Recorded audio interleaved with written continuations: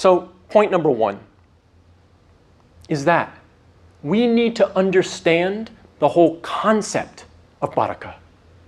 This idea of barakah is the blessings of Allah in everything that we do. That if we're not striving to please Allah, our Creator, then we will not have that tranquility and that happiness and that success, not only in marriage, but in anything that we do. And so if we understand this concept of barakah, of blessings, it'll go a very long way for us. And I want to share with you a hadith of the Prophet, peace and blessings be upon him. He mentioned a man who, having journeyed far, is disheveled and dusty, and who spreads out his hands to the sky, saying, O Lord, O Lord.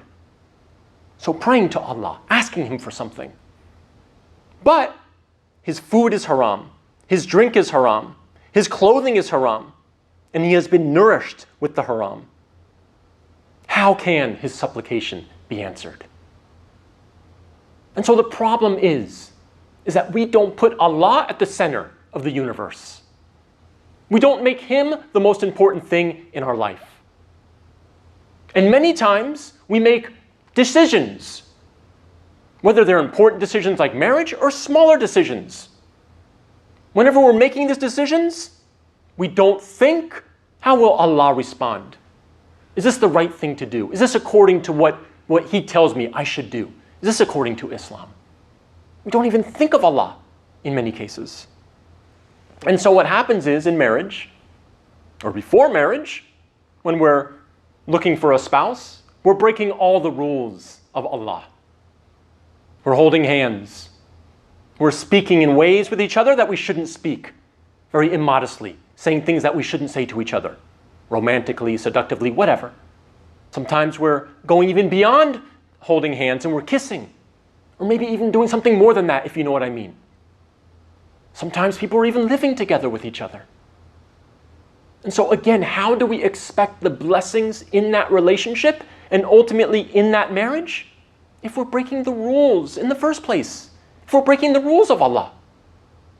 And so the barakah will not come. And then, when we finally do decide to get married, we have the Islamic ceremony, we bring the imam, we recite the Quran, we make nice du'as, we have the wedding and they get married, and then what happens just a few minutes later? The party happens.